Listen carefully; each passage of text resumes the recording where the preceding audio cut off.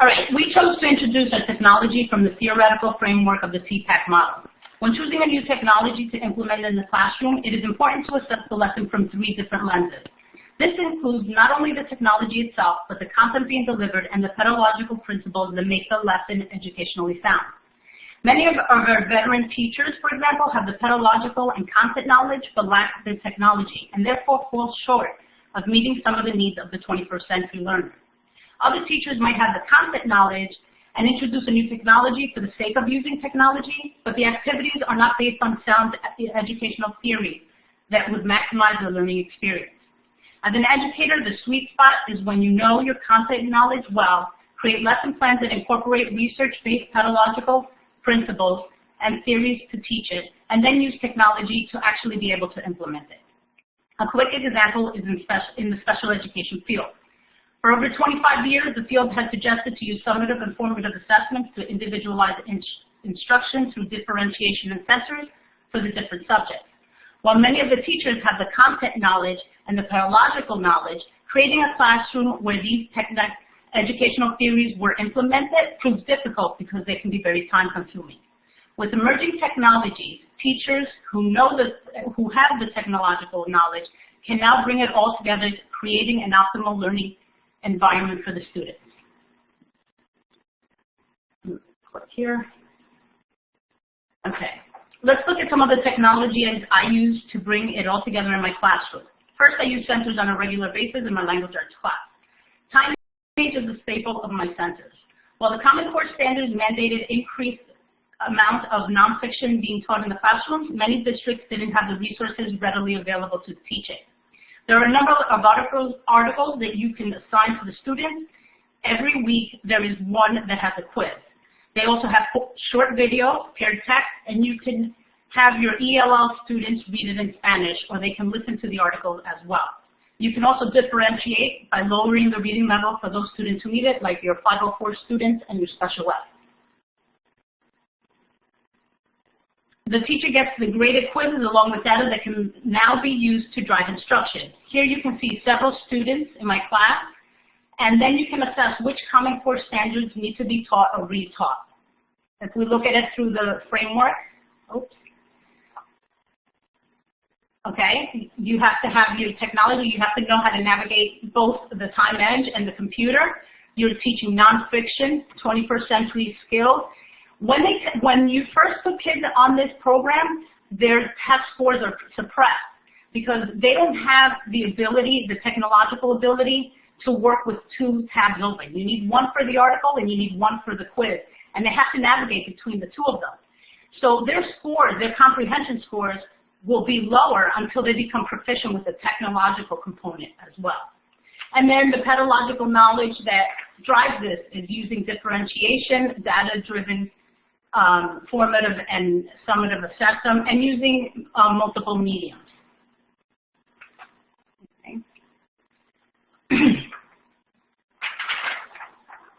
Now, for the other 4 technologies that I'm going to introduce, I use them through novel studies to enhance their learning in a variety of ways. In the fall, we use the Halloween Tree by Ray Bradbury, where a group of kids travel back in time and learn about the different cultures and how they influence the Halloween traditions of today. After reading about a culture or place, we break into sensors and explore individual topics further. When we learned about the Day of the Dead, students went to the Google Culture and Arts pages, and they were able to explore the Day of the Dead through a variety of articles, videos, exhibitions, and the 360-degree technology. They actually were able to go to a gravesite or a cemetery during the Day of the Dead and see what it looks like. Now, if we look at it, this is the context knowledge. We're targeting nonfiction, culture, background knowledge, primary and secondary sources. They have a lot of primary sources on that website. The pedagogical knowledge is inquiry-based. I'll send kids on these pages, and then they navigate to what they like. Some kids prefer reading articles. Some prefer the 360 technology. And then the technology is using the computer, the 360 technology. Those are the things that you need to know. Now, Muzella is the next one that I use. With this, you can assign nonfiction articles, but they are not restricted to current events. Also, you can raise and lower the left-out levels in 5 different levels for the same article. Let me go to the next one. Okay, as you can see here, I used articles based on the novel or short stories that we're covering in class. When we were doing the Halloween, this article is from the New York Times from 1892 and customs that they had back then. The kids get to get 4 multiple choice questions, and they also have a writing activity that you can use. You can also run analytics on this website if you have the premium subscription. Again, you're using TPACK, 21st Century Learner, comprehension and writing skills. There's differentiation. You're targeting less soft skills. There's some data analysis and some authentic learning, and it's interdisciplinary. Okay, now, while everyone knows YouTube, I feel it's underused in schools. It can be used in a variety of ways. When we converted this file, obviously my slide got messed up. It can be used in a variety of ways. One way is to show primary sources.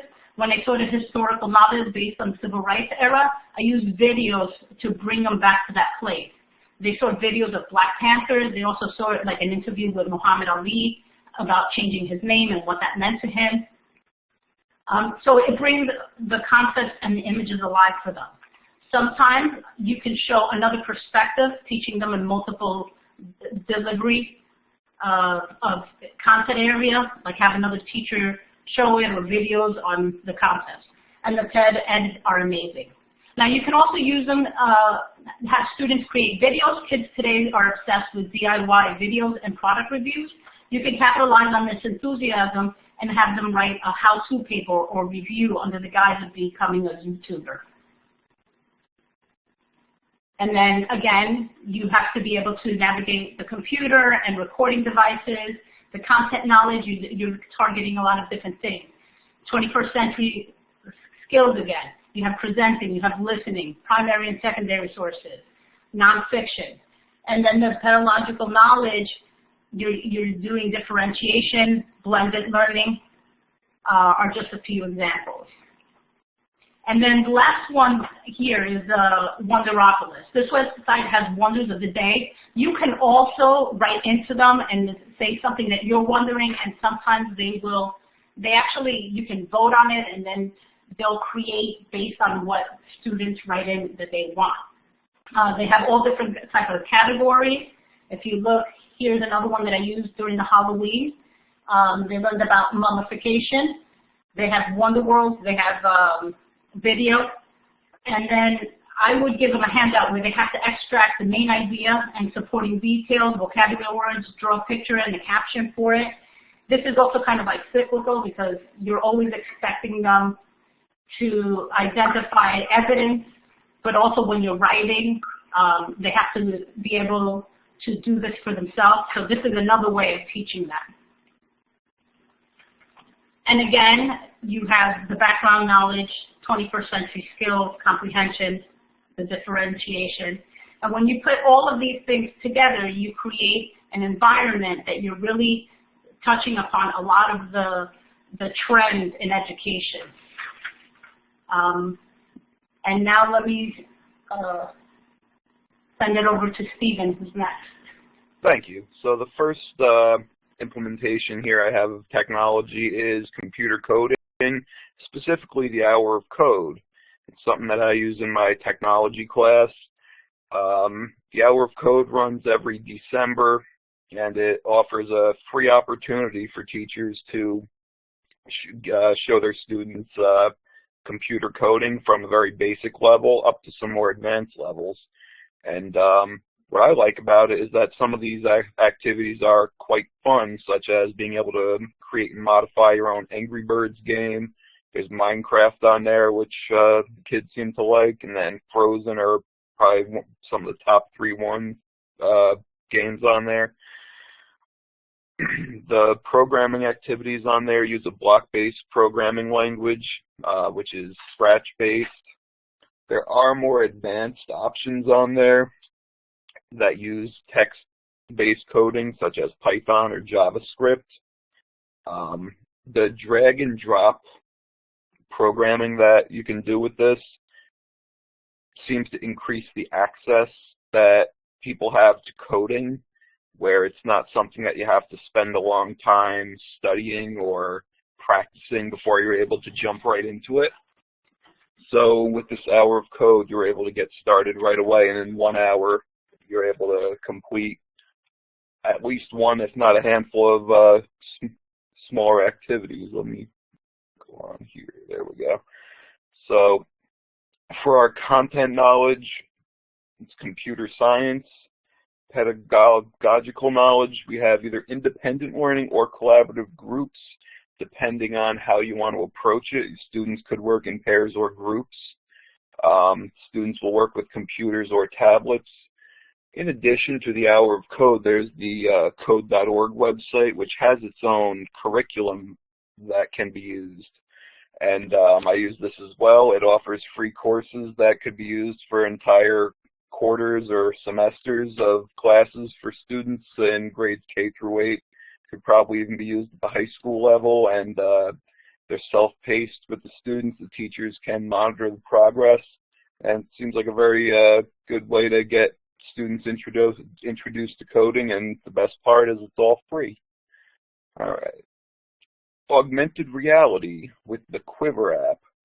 Once I discovered this, I had to buy it, and it's had a pretty good reaction from the students. So basically what this allows you to do is to draw by hand on a piece of paper, then you scan it with your either tablet or phone, and it takes the picture that you drew and turns it into a augmented reality experience. But as you can see my note there, it is important to note that the images that this works with have to be specifically downloaded from the Quiver website. There's many that are free, but there are images that you have to pay for in addition to buying the app. So these cover a bunch of educational topics, and there's also some that are in there just for fun, one of which, for example, is just drawing a dragon, and when you bring it into the augmented reality situation, you could have the dragon fly around and spit fire out. But some of the topics include science, social studies, geography. I like that it provides something different than just a regular classroom experience. It's something you don't see every day. One of my favorite activities I've played around with in there is that you can color in a cell like that you would use for biology, and all of the parts within the cell, and then it'll actually give you a quiz when you bring it into the augmented reality that you could look at it and identify the different parts.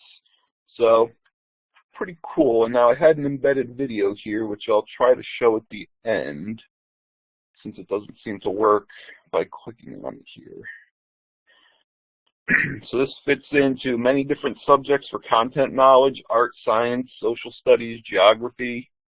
It could be used for direct instruction, individual, creative design, and the technological knowledge required. Well, you would need either mobile devices, a tablet, a phone, and internet or Wi-Fi access. The next implementation was for STEM and 3D printing, the use of the web-based app Tinkercad. Since our district got a 3D printer, I've used this a lot. It's a free web-based application that lets you design anything from a very basic, simple, just dropping a block to print a square on a 3D printer, to some more advanced things. For example, students have designed their own phone cases using that. That seems to always be a pretty popular option. So it's great that you can have this where you can make something very simple and easy with a very light learning curve on it, or something quite complicated. In order to access it, you do need to make an account, which is free, and it does give you unlimited cloud-based storage. The best part about using a tool like this is if students design something and it fails, they can see where they need to make their corrections and fix and rework things until they get it right. Let's see. So here we have science, technology, or engineering. You could probably also fit mathematics in there. Independent exploration, collaborative groups, and for technology, 3D printing, computers, web-based design software. Now, the next one. Google Translate. We got the free mobile app, allows text input using the device's camera. It translates text in a new feature in an augmented reality-like environment. Again, I had another video there, but I'll see if I can show that at the end since it doesn't seem to play embedded here. I've used this with some of my ELL students, and it works translating from a computer screen using a camera on an iPad or a phone. It'll work on a textbook. Seems to be a great way to help differentiate instruction for students that can't otherwise read what you are reading if you don't have the if you don't have the text available in their language. And this could fall under all academic subjects. It could be used independently or in a group, and pretty much any mobile device that will run Google Translate. And my last one here is one-to-one Chromebooks. They provide a low-cost and lightweight option to provide a device for every student. They have the ability to run cloud-based G Suite apps for education to allow students to collaborate on assignments. Let's see. Yep. They could help eliminate access issues for those unable to afford a device for schoolwork, depending on if a district allows students to take home the devices. It helps to increase access and exposure to a technology-rich environment, and it should encourage teachers to better integrate technology in their instruction. It could be used in all academic subjects. It encourages collaborative learning, and the technology would be computer and cloud-based software applications. Now I'm going to quickly try to see if I can show a brief clip of those two videos before we move on here. Bear with me, I hope this works.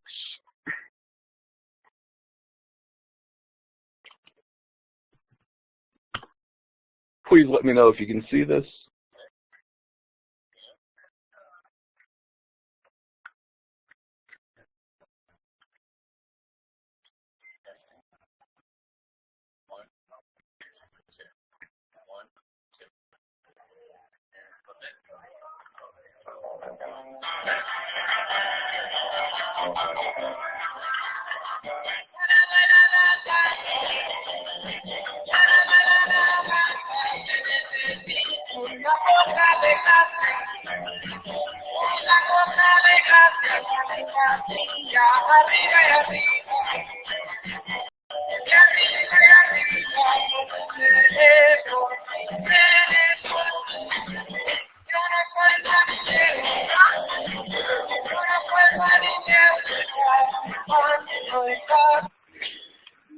So that's an example of the Google Translate working, and then really quickly I'm going to show an example of the Quiver app.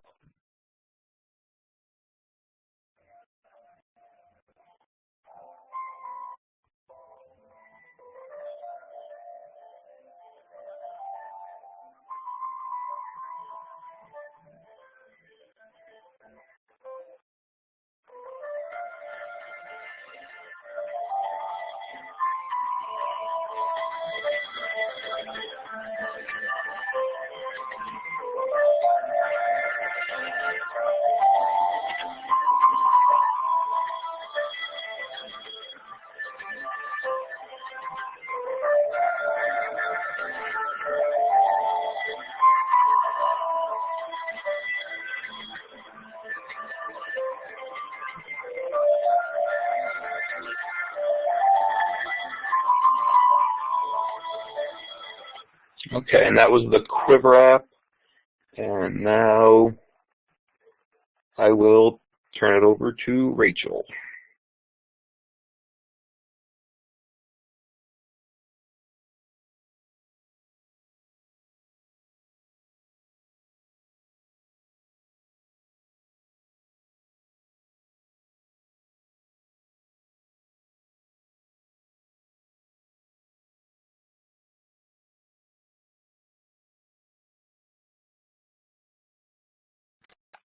Can you hear me now?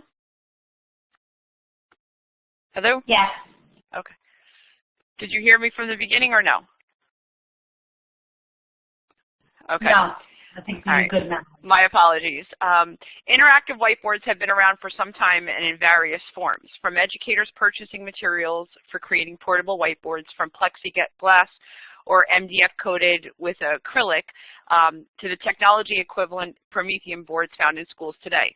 The use of this technology often does not significantly lend itself to collaboration with all students, and there will remain students who are marginalized. Two of the tools I'm sharing today will give voice to all students. I can hear you.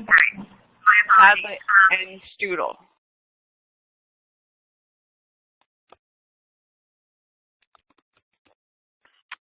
Are we still good? Can you still hear me? Yes. Okay. So Stoodle and Padlet, two of the tools that I'm sharing today are going to hopefully give voice to all students, and that's the Padlet and Stoodle. Stoodle and Padlet are both online tools with free and premium options.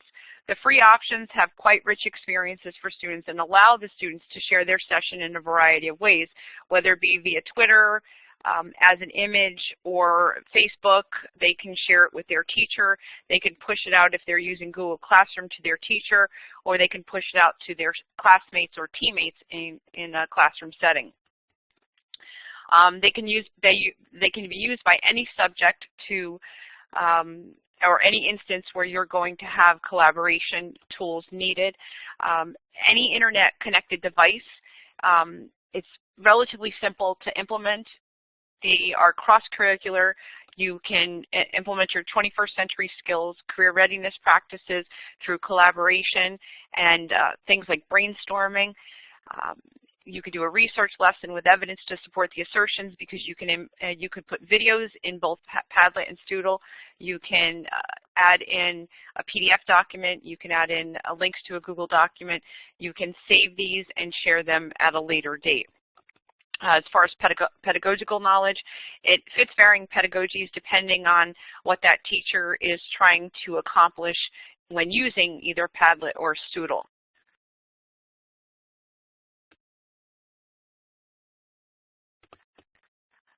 The main difference, well, Stoodle, just a little background, was developed, what I thought was quite impressive, was developed by a high school student in 2011 to allow users to collaborate in real time without the barriers of distance, while allowing for permanent storage of a work product. The main differences between the two are the ease of setting up and using Stoodle, and I think Stoodle was the easiest of the two, and it's a very simple and clean design. Padlet allows for a more creative end product, but it's still very, very user-friendly. The next tool I have for you is Nearpod. So Nearpod, if you're not familiar with it, allows the teacher to control the lesson. They can create an interactive presentation. You share in the classroom in real time. Your students will interact with the lesson on their devices, whether it be an iPad, a phone, or as long as it's internet connected. They can interact with the lesson. And as of this recording, there are over 2,000 pre-made lessons for elementary school, more than 1,800 lessons for middle school instruction, and more than 2,300 for adding for high school. And they've also added in a virtual reality to the lesson that uses content such as social studies, math, English, language arts, science, and a few other topics like mine, personal finance. And what this does is, at this time, there's only about 100 lessons, but the room for growth is quite significant. This is one of the few items that I use that is a fee-for service, but I believe that the fee is quite worth it, given that I'm not marginalizing any student. Everybody, I can see how every student is doing in real time. I monitor them, and I can measure both individual and aggregate responses to something that we're doing in class. The next one I have for you is Google Expeditions. And let me go back, I apologize. In Nearpod, we need a computer with internet access. We do need a few more bits of technological knowledge here, and that's something a lot of teachers are not real familiar with, and that's the virtual reality. But the students are aware of this. If they have a virtual reality enabled device, along with which would be like a cell phone, a lot of the students have these apps, Google Cardboard on their cell phones, and a virtual reality viewing device, which they can go anywhere from $10 to, I've seen them as high as $100. That's going to depend on what access you have at your school. We have cross-curricular content application here. We have, again, 21st century skills, and we hit a lot of the Common Core standards in here.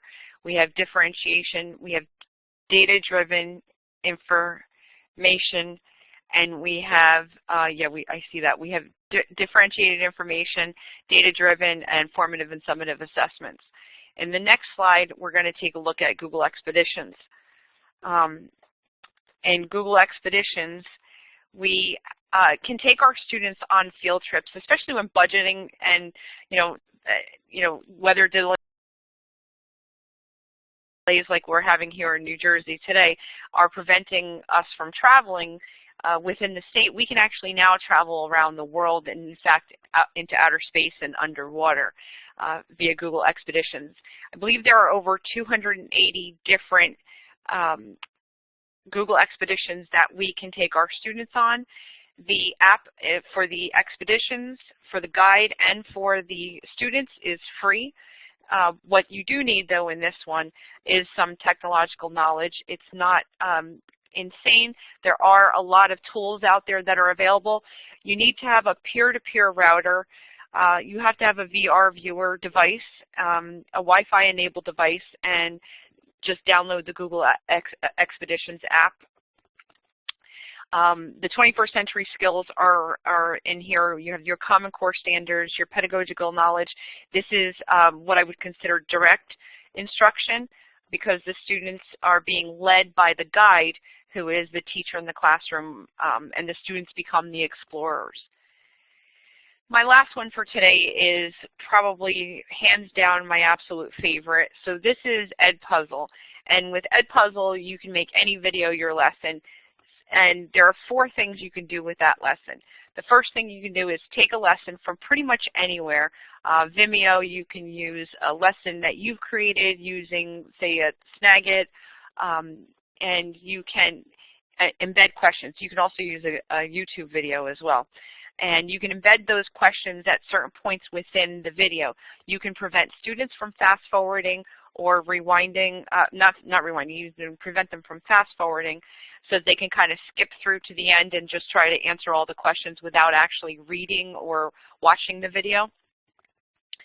You can ask open-ended or multiple choice questions, and then at the end of it you can look at the data on who watched the videos, who answered the questions, and you can grade the questions within the app.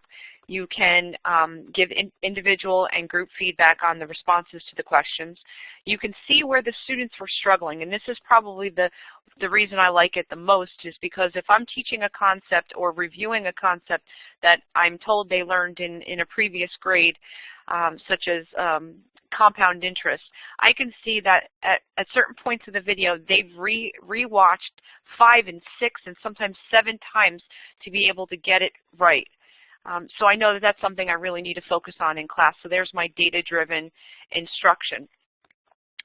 There's also the option that while I'm taping over I can also add my own recording over a video. If there's something in there that I really like the images that are displayed in the video, I don't necessarily like or think it's appropriate for my students what's said on the video, I can record over it so that I could still use the quality of the video without having to get parent permission sometimes because of the the words that might have been used in the video. Another thing that I like is that continuity. I can download an app that will take whatever I'm watching on YouTube and send it to Edpuzzle for me to edit it and put in all those questions. That's a Chrome browser extension. And then I can further extend that use by pushing it out to all my students in Google Classroom and assign it to specific students within my Google Classroom. So this kind of allows for a smoother transition between the use of all of these tools. That ends my portion of tonight's tonight's reviews, and I'm going to turn my microphone can over everybody to hear Leah. me? Leah? I can hear you. Okay, great.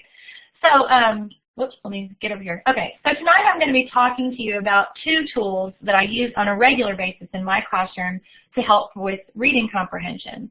The first is Digital ReadWorks, and the second is called Read Theory.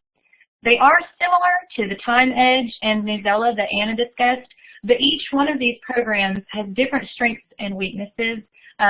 One benefit of both of mine is that they're both free programs.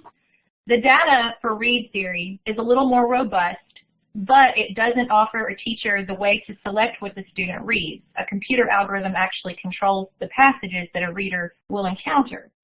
But a benefit for Read Theory is that the articles tend to be shorter, and while that is good for students getting through and getting to the questions, it's not the best tool if you want to work on developing their reading stamina, like when they'll encounter a longer passage on state testing. So what I'm going to focus our discussions on is how these different circles, the technological, the content, and the pedagogical, the most important areas of these are where they intersect. So the data from both of these programs allows educators to see which questions students have answered incorrectly. So Read Theory, for example, uses that data to adjust the lexile level of future passages and tracks that student's progression over time. Both of them also have audio available, which makes it accessible for your students if you might have someone with a visual impairment, for instance. The vocabulary is presented in context, and it gives them the ability to differentiate. Those are both huge benefits to the program. And they both feature a wide variety of texts from multiple disciplines and of various lengths. And all of these features combine to make both of these great tools for ELA teachers. And I briefly want to just show you what they kind of look like. So this is ReadWorks. The benefit to this program is that the teacher has control over what the passages will be. So you can assign everybody the same one, but on their own level. As you can see from the circled section, there are many different subject areas that you can choose from, and the website has over 3,000 different articles. This next slide is an example of a student of mine who actually took a quiz, and they did not do great. I think they missed 3 out of the 5 questions, which was kind of disappointing, but I can go back with her and show her exactly, okay, well, see this you missed, so let's go back and look at the passage and figure out why we missed it. So it's really great to be able to pinpoint the exact area where they didn't understand. The next 2 slides I'm going to share with you are from the other program, which is called Read Theory. And as you can see, it tracks their lexile progression over time. And you can see where it's gone up and down when a student would get a certain score, like it shows you here. Let's look down here. I don't know, can you guys see my cursor? I hope. I'm pointing at the bottom of the screen on the 13th. Where this student missed 42%. Ooh, that wasn't great. So it decreased his lexile level. The next time he got 100%, so it increased his lexile level, and it's really great to be able to see that progression. Next, I want to talk with you about some story creation tools that your students can use to get them creating in the classroom. And I'm going to focus on 3 specific tools: Storybird, Animoto, and NaNoWriMo. And I want to, again, talk with you about those areas of intersection, the overlap between the circles. The technological knowledge here combines with the content knowledge to give students a springboard of inspiration. They just kind of remove the barriers to creativity and give students a place to start, which is incredibly powerful. These activities are immensely motivating to students, and they really get them to practice and use those 21st century skills. The collaboration and the creation aspects make these tools a valuable asset to any classroom. So this screenshot is an example of Animoto, and it's a really simple tool to use. You upload digital pictures, and then you can make slideshows set to music. Then those slideshows can be shared and even downloaded. I've actually used them even in my kindergarten class to make videos of our sight words. The kids loved seeing themselves on screen, and I noticed a huge improvement in their sight word recognition after just watching that video a few times, they would always know, especially the word that they were in, but then they saw all their friends and wanted to learn those words as well. You could also have students do a scavenger hunt, like as a culminating activity, and then put their findings into a video. Or you could use it as a way to wrap up a novel study by having students create a video embodying the major themes of a book.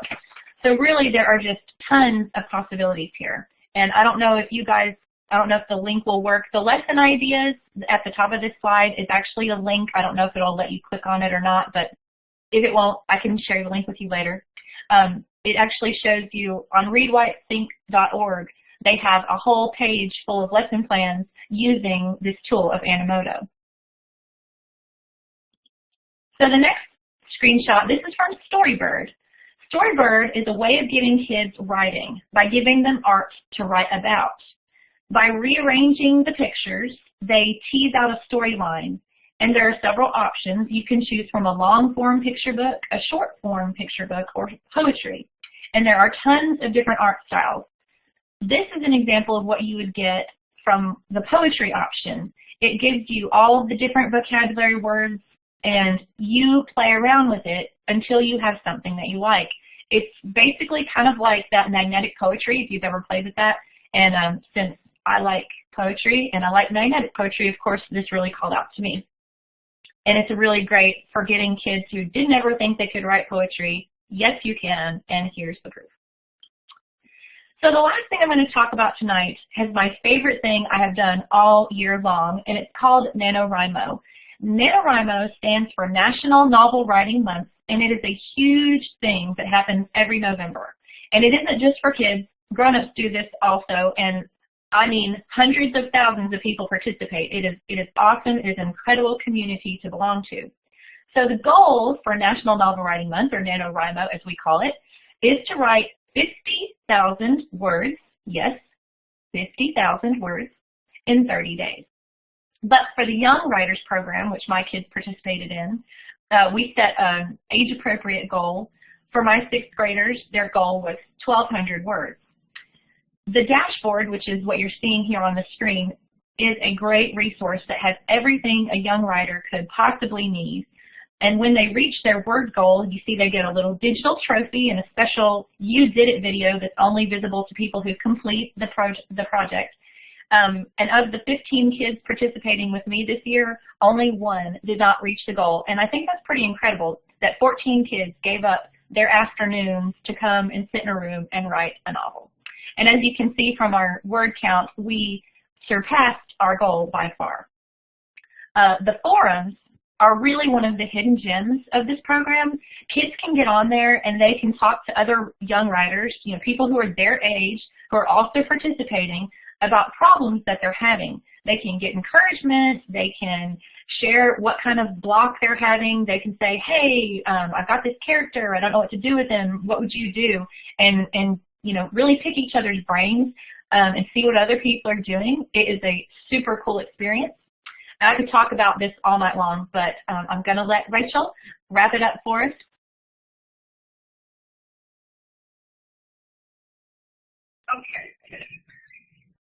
Okay, today we reviewed 20 tools that touch on various aspects of technological, pedagogical, and content knowledge, or TPACK. Under content knowledge tools, we looked at several technology tools that rely on the knowledge of content concepts, theories, ideas, and organizational frameworks to include those that garner developing knowledge. Under pedagogical knowledge, you might say that all 20 tools address this area of the Venn diagram, and that each of the tools discussed encompasses the teacher's educational purpose, classroom skills, lesson planning, or assessments. Under technology knowledge, when we work with technology tools such as those demonstrated this evening, and we are teaching or using these tools to broaden, assist, or attain a specified goal, we are demonstrating technology knowledge on the Venn diagram. When we add content knowledge to pedagogical and technological, we demonstrated tools that will bridge the gap between technology and content. As Kohler and Mishra say, teachers need to understand how the content dictates or perhaps even changes the technology or vice versa. Using these tools outlined today, educators can demonstrate effective teaching with constructive ways to engage with content, build on students' existing knowledge, to develop new epistemologies, or strengthen old ones. We thank you for tuning in tonight, and we will be sending shortly our slides. And if you have any questions, now is the time to ask. I have a little comment about Google Translate. Okay. Okay, as a foreign language teacher, I'm really concerned about Google Translate, and I don't allow my students to use it because of so many reasons. First of all, Google Translate is known as being really inaccurate and lacking of good translation. In fact, many times it gives unnatural and simply a wrong translation. Another reason also, on top of making a lot of mistakes, the quality of Google Translate vary from a language to another one. Maybe it could be good on Spanish, but doesn't do perfect job with Italian or maybe French. The biggest concern with Google Translate is the Google policy. There's no the privacy issue. There is no privacy in that. Whatever you put in that text box, it will actually is sold to a third party as in marketing companies.